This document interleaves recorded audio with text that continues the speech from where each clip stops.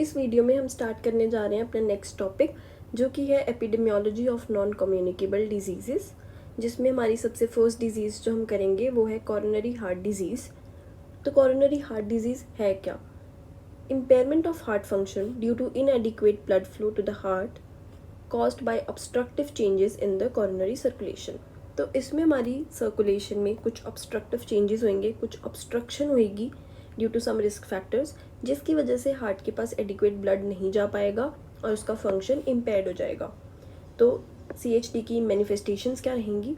Angina pectoris, myocardial infarction, irregularities of the heart, cardiac failure and sudden death. ये कुछ manifestations हो सकती हैं कॉरोनरी हार्ट डिजीज़ की। तो इस टॉपिक के अंदर हमारे पास सबसे फर्स्ट हेडिंग जो आती है वो है measuring the burden of the disease.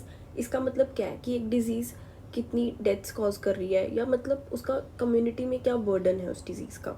तो इसको मेजर करने के लिए हमारे पास कुछ वेज होती हैं। फॉर एग्जांपल हम प्रोपोर्शनल मोर्टेलिटी रेशियो मेजर कर सकते हैं। ये क्या होता है कि कितनी सारी डेथ्स में से, टोटल डेथ्स में से कितनी परसेंटेज ऑफ डेथ्स एट्रीब्यूटेड है टू CHD या टू स्पेसिफिक डिजीज़, जिसमें हम देखेंगे कि मेन में जो डेथ्स हो रही हैं 30% are attributed to coronary heart disease और विमेन में इट इज़ 25%। और क्या वेज हो सकते हैं जिससे हम मेजर कर सकते हैं? Loss of life expectancy, CHD incidence rate, CHD prevalence rate, age specific death rates, case fatality rate, measurement of risk factor levels and medical care.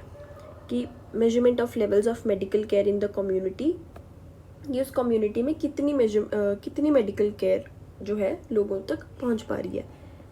तो उसके बाद हम देखेंगे कि इंडिया में रूरल एरियाज़ में मोर्टेलिटी रेट्स जो हैं CHD की वजह से वो ऑलमोस्ट हाफ है as compared to the urban areas.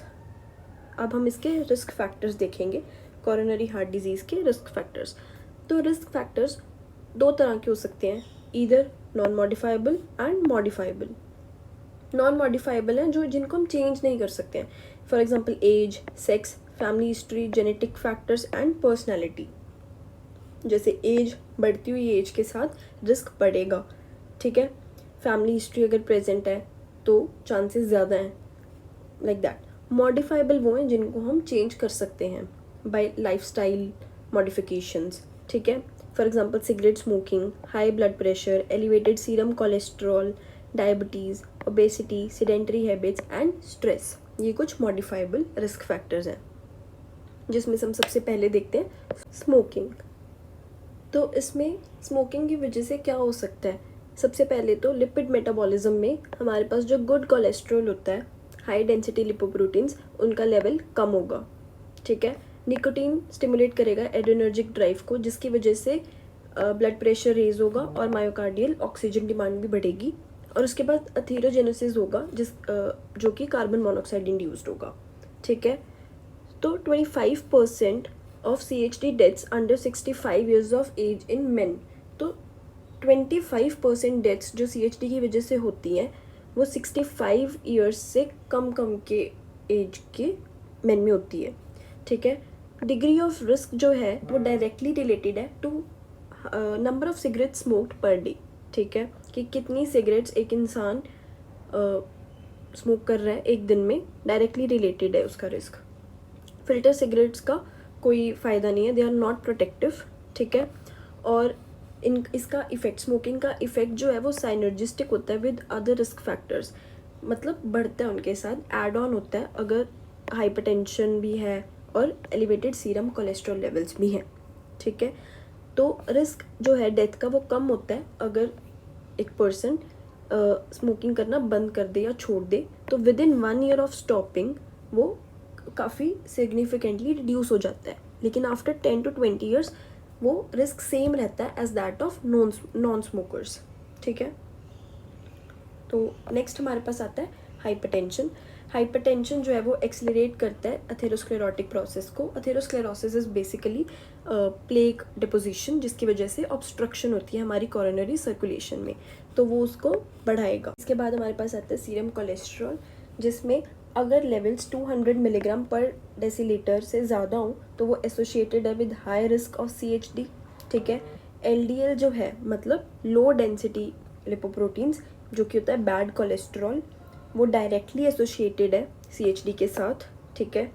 और जो VLDL है मतलब वेरी लो डेंसिटी लिपोप्रोटीन्स, ये किसके साथ एसोसिएटेड है, premature atherosclerosis and peripheral vascular diseases के साथ, ठीक है। तो ये भी कॉज करेगा CHD। फिर आते हैं हमारे पास HDL जो कि होता है गुड कोलेस्ट्रॉल, जो कि प्रोटेक्टिव है अगेंस्ट CHD। तो इसका लेवल कितना आना चाहिए, like should be more than 40 milligram पर डेसीलीटर, ठीक है। क्लिनिकल गोल जो है हमारा CHD प्रिवेंशन के लिए, CHD को प्रिवेंट करने के लिए, तो उसका हमारा गोल क्या रहेगा कि कोलेस्ट्रॉल बाय HDL रेशो जो है it should be less than 3.5, ठीक है। ये हमने करा सीरम कोलेस्ट्रॉल के बारे में। अदर रिस्क फैक्टर्स क्या रहेंगे CHD के लिए, डायबिटीज़, ठीक है। अगर कोई पर्सन डायबिटिक है तो उसमें 2-3 टाइम्स हायर रिस्क है, ठीक है, then non diabetics. Genetic factors रहेंगे, अगर फैमिली हिस्ट्री है तो ज़्यादा रिस्क है। फिज़िकल एक्टिविटी, अगर सेडेंट्री लाइफस्टाइल है, कोई फिज़िकल एक्टिविटी नहीं है पर्सन की, तो उसमें रिस्क ज़्यादा है, ठीक है। अगर रेगुलर फिजिकल एक्सरसाइज इंसान करता है तो उससे HDL के लेवल्स इंक्रीज़ होते हैं। हॉर्मोन्स, तो हाइपर ईस्ट्रोजेनीमिया जो है that leads to atherosclerosis and its complication such as CHD। तो हायर ईस्ट्रोजन लेवल्स जो हैं वो कॉज करते हैं CHD। फिर पर्सनैलिटी आती है। पर्सनैलिटी में टाइप A पर्सनैलिटी वाले में ज़्यादा रिस्क होगा। टाइप A पर्सनैलिटी मतलब जिनमें थोड़ी कंपेटिटिव ड्राइव ज़्यादा होती है, ठीक है, रेस्टलेस रहते हैं वो बहुत लोग, ये वाले इम्पेशेंट होते हैं। टाइप B वाले लोग जो थोड़े काम होते हैं उनमें रिस्क कम होता है। अल्कोहल, तो 75 ग्राम या उससे ज़्यादा पर डे रिस्क बढ़ता है। ओरल कॉन्ट्रासेप्टिव से भी रिस्क बढ़ता है, ठीक है। Now how can we prevent CHD, prevention of CHD। तो हमें पता है हमारे पास प्राइमरी प्रिवेंशन होती है और सेकेंडरी प्रिवेंशन होती है। प्राइमरी प्रिवेंशन में हमारे पास 2 स्ट्रैटेजीज आएंगी, population strategy and high risk strategy, and then secondary prevention. So सबसे पहले हम देखते हैं population strategy. Control of underlying cause in whole population. Population strategy में हमारी टारगेट पॉपुलेशन जो है वो सारी पॉपुलेशन है, होल पॉपुलेशन। इसमें हम ट्राई करते हैं कि हम रिस्क फैक्टर्स को कंट्रोल करें, ठीक है। इसमें हमारे पास सबसे पहले आता है स्पेसिफिक इंटरवेंशंस, उसके बाद हमारे पास आता है प्राइमोडियल प्रिवेंशन। तो हमारे पास पॉपुलेशन स्ट्रैटेजी में 2 हेडिंग्स हैं, जिसमें हमारे पास सबसे पहले आता है स्पेसिफिक इंटरवेंशंस, जिसमें आप क्या करोगे। इसमें सबसे पहले आएगा डाइटरी चेंज। अब डाइटरी चेंजेस में कौन सी चेंजेस होंगी कि जो फैट इनटेक है वो एनर्जी इनटेक का टोटल 20 to 30% ही होना चाहिए, ठीक है, मतलब फैट इनटेक कम करो, ठीक है। फिर सैचुरेटेड फैट्स जो है वो less than 10% of total energy intake होना चाहिए, 10% से कम, ठीक है। जो डाइटरी कोलेस्ट्रॉल है वो बिलो 100 मिलीग्राम पर 1000 किलो कैलोरीज पर डे होना चाहिए, उससे ज़्यादा नहीं। कम्प्लेक्स कार्बोहाइड्रेट कंजप्शन इंक्रीज़ करो, ठीक है, जैसे कि vegetables, fruits, whole grains and legumes. और अल्कोहल कंजप्शन को कम करो और सॉल्ट इनटेक को 5 ग्राम डेली या उससे कम ही लेना है, उससे ज़्यादा नहीं लेना, मतलब it should not be more than 5 ग्राम पर डे, ठीक है। फिर आते हैं हमारे पास स्मोकिंग। तो अब स्मोकिंग में क्या, ये ऑब्वियसली एक स्मोक फ्री सोसाइटी हमने बनानी है, ठीक है, उससे स्मोकिंग कम करने से रिस्क कम होता है, हमने देखा ऊपर। फिर वो आप कैसे कर सकते हो, स्मोक फ्री सोसाइटी कैसे बन सकती है, इफ़ेक्टिव इन्फॉर्मेशन से, ठीक है, लोगों को एजुकेट करो, एजुकेशन एक्टिविटीज़ रखो, लेजिस्लेटिव रिस्ट्रिक्शंस होनी चाहिए, for example no smoking in public areas, ठीक है, और कुछ स्मोकिंग सीजेशन प्रोग्राम्स भी इनिशिएट करे गए, ठीक है। फिर हमारे पास डाइटरी चेंजेस, स्मोकिंग, उसके बाद आता है blood pressure and physical activity. Blood pressure में क्या है कि इसमें मल्टीफैक्टोरियल अप्रोच यूज़ करी गई है जो कि बेस्ड है ऑन प्रूडेंट डाइट। इसमें क्या आता है कि सॉल्ट इनटेक को कम करो, ठीक है, और हाई अल्कोहल इनटेक को भी अवॉइड करो, रेगुलर फिजिकल एक्टिविटी करो ताकि वेट भी कंट्रोल हो, ठीक है। फिजिकल एक्टिविटी में यही है कि आप बच्चों को इनकरेज करो ताकि वो फिजिकल एक्टिविटीज़ को टेकअप करें, ठीक है। उसके बाद हमारे पास आती है प्राइमोडियल प्रिवेंशन। प्राइमोडियल प्रिवेंशन में क्या है कि हम इसमें प्रिवेंट कर रहे हैं spread of CHD risk factors and lifestyles that have not yet appeared. जो रिस्क फैक्टर्स अभी अपीयर नहीं हुए हैं, जो लाइफस्टाइल अभी है ही नहीं, हम उसी को प्रिवेंट करने की कोशिश कर रहे हैं, ठीक है। ये यूजुअली हम डेवलपिंग कंट्रीज़ में करते हैं, ठीक है, to preserve their traditional patterns and lifestyles, ठीक है, associated with low levels of CHD risk factors, ठीक है। जिधर ट्रेडिशनल ईटिंग पैटर्न्स हैं, like they don't eat much saturated fats, या फिर बहुत ज़्यादा कोलेस्ट्रॉल इंटेक नहीं है उनका, तो उनकी ट्रेडिशनल ईटिंग पैटर्न्स को ही प्रिजर्व करना और लाइफस्टाइल्स को प्रिजर्व करना, प्राइमोडियल प्रिवेंशन। फिर उसके बाद हमारे पास आती है high risk strategy.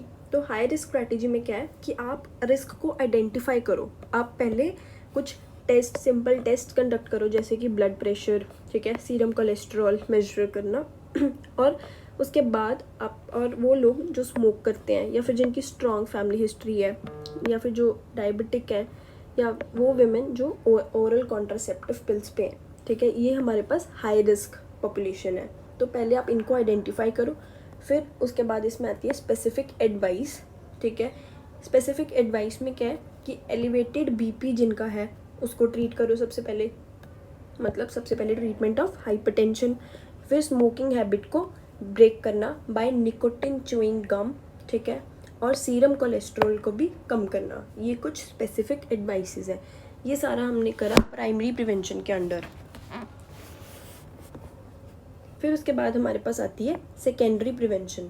Secondary prevention में आप क्या करोगे कि डिजीज़ हो गई है, प्राइमरी प्रिवेंशन में तो हम रिस्क फैक्टर्स को अवॉइड कर रहे थे, ठीक है, पहले ही एजुकेशन प्रोवाइड करके या फिर टेस्ट कंडक्ट करके, स्क्रीन करके, डायग्नोज करके, वो हम उसको प्रिवेंट कर रहे थे। अब डिजीज़ डायग्नोज हो चुकी है तो हम सेकेंडरी प्रिवेंशन में कोशिश करेंगे कि वो आगे प्रोग्रेस ना करे और या फिर उसकी रिकरेंस ना हो, ठीक है।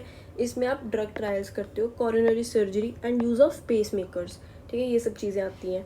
और मोस्ट प्रॉमिसिंग रिजल्ट्स हमें किस ड्रग ने दिए? Beta blockers. पॉपुलेशन स्ट्रैटेजी जो है it has the greatest potential, ठीक है। फिर ट्रीटमेंट आप कैसे कर सकते हो CHD का? रिवेस्कुलराइजेशन प्रोसीजर्स करके। वो कैसे? उसमें हमारे पास दो आते हैं, CABG एंड PTCA। CABG के coronary artery bypass grafting and percutaneous transluminal coronary angioplasty. ये कुछ ट्रीटमेंट है जो आप कर सकते हैं and most promising results are by beta blockers. So this is all we have to do in CHD.